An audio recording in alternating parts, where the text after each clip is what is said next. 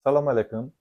Ushbu kanalimda men suv xo'jaligi sohasiga bog'liq bo'lgan kanallar qurish, beton kanallar, gidrotexnik inshootlar, avtomobil, piyodalar ko'priklarini qurish, ularni ta'mirlash, shularga bog'liq bo'lgan ma'lumotlarni, o'zimda bor ma'lumotlarni e, darslik sifatida berib borishni maqsad qildim.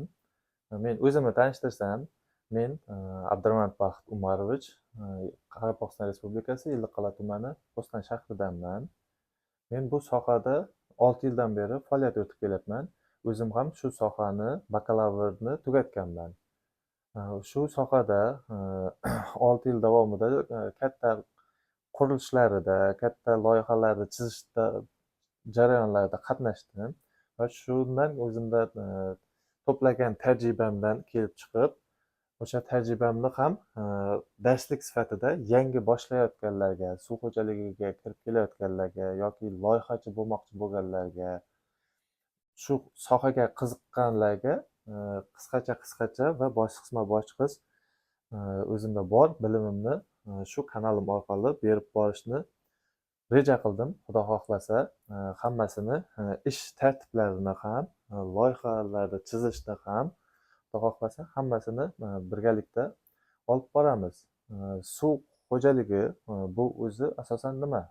Suv xo'jaligining o'zi bu suv resurslarini boshqarishni taqsimlash va ulardan samarali foydalanishni ta'minlaydigan sohadir. Bu soha bu ya'ni yana nima degani? Bu degani daryo, kanallar va suv omborlari va yana shunga o'xshagan suv manbaidan kelayotgan suvni iste'molchiga, aholiga samarali yetkazib berish jarayonida qatnashadigan samarali va maqsadli tarzda yetkazib beradigan soha. Yana bu yerda oddiygina qilib aytsak, bu suv xo'jaligi suvni boshqarish san'ati desak ham bo'ladi, muhandislik tizimi desak ham bo'ladi. Bu yerda yana shuni aytib o'tib ketsam bo'ladi. Odamda 24 soatlik vaqtida vaqtini reja qilish kerak. Kerak emas behudaga vaqt sarflamasdan uni o'rniga mehnat qilish yo bilim olish kerak. Bilim olishda ham nimasi yo'llari, turlari bor. Masalan, qanaqadir bir bilimlarni o'rganmoqchi bo'lsa, u bilimda ichida bitta bir joylarda O'zbekiston Respublikasi qonunchiligi taraflama qanaqadir bir to'siqlar bo'lgan bo'lsa, o'sha bilimni, o'sha sohani meni fikrimcha o'rganish kerak emas deb o'ylayman. Sababi siz o'sha sohani o'rganganda, o'sha bitta joyida qanaqadir to'siq bo'lsa, siz o'sha to'siqni aylanib o'tishga harakat qilasiz. O'sha aylanib o'tishning yo'lini qilasiz. U degani siz qonundan chiqasiz degani.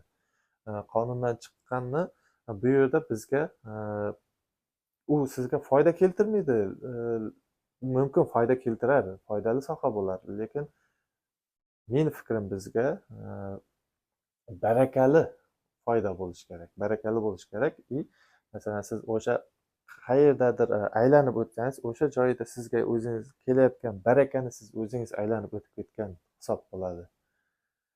Uni o'rniga men tavsiya qilaman. Hamma odam bilishi kerak. Bu o'sha erkak odamlarga masalan o'sha elektrikani hamma bilishi kerak. O'sha hozir endi baribir hammani kunida ishlatiladigan mashina sohasida remonti bo'lsin, elektrikasi bo'lsin yoki kompyuter sohasi bo'lsin, o'shalarda hamma bilish kerak. Ikkinchi uy uchun kerakli bo'ladigan narsalarni o'sha shunga bo'lgan bilimlarni o'rganaverish kerak. U hech ziyon qilmaydi. U o'sha bilimlar bir kuni sizga asqotadi, foydasi tegadi. U o'zi odamning o'zining hayoti uchun keraklisi. Keyin asosiysi sog'liq bo'yicha ham u faqat men doktorga boraman, faqat doktorim bor degan gap emas. Odam o'zi bilishi kerak. Faqat doktorga boradigan yerda doktorga boriladi, lekin bilim bo'lishi kerak odam o'zida. Nima kichkina narsa uchun faqat doktor bo'lavermaydi. Odamga umuman olganda kerak emas, maktab sohasida o'tilgan fanlarning kerak emasi yo'q. Hammasini bilish kerak.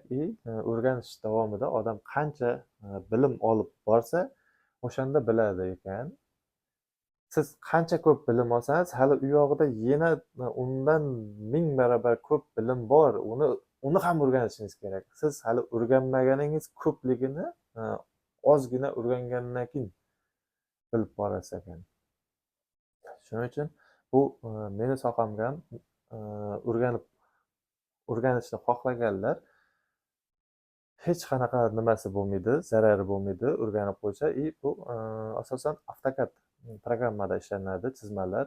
Bu AutoCAD programmada ishlansa, bu nafaqat meni suv xo'jaligi sohamga emas, hamma sohaga, chizmalar bilan, dizayn bilan ishlanadigan hamma sohaga mos keladi. Bu faqat AutoCAD o'zini o'rganib olsa, boshqasini suv xo'jaligiga bog'liq bo'lsin, yo uy, dom qurilishlarga bog'liq bo'lsin, yo boshqa yo'l qurilishga bog'liq bo'lsin, hammasida bu shu AutoCAD sohasini o'rgansa, o'shani ishlatib, o'sha joyda ishlash ham mumkin, yoki savollariga javob topish ham mumkin. Bu kerakli bilimning og'iri yo'q. Hech joyda og'irlik qilmaydi. Faqat odam vaqtini behuda sarflamay, har xil ijtimoiy tarmoqlarda reels ko'rib vaqtini o'tirmay, undan ko'ra kerakli bilim olib, keyin oilaga o'zining vaqtini ajratib, oilasiga, farzandlariga, ota-onasiga asosiy vaqtini o'shalarga ajratish kerak. Boshqa vaqtda o'sha mehnati, pullik ish qiladigan ishini borib kelib, boshqa vaqtida endi hammada bo'ladi. O'sha foydali bilim o'rganishga inson to'xtab qolmasligi kerak bilim olishdan. Va Xudo xohlasa shu kanalimizda o'zimda bor tajribalarimni birgalikda bosqichma-bosqich shu kanalimizda o'rganib boramiz.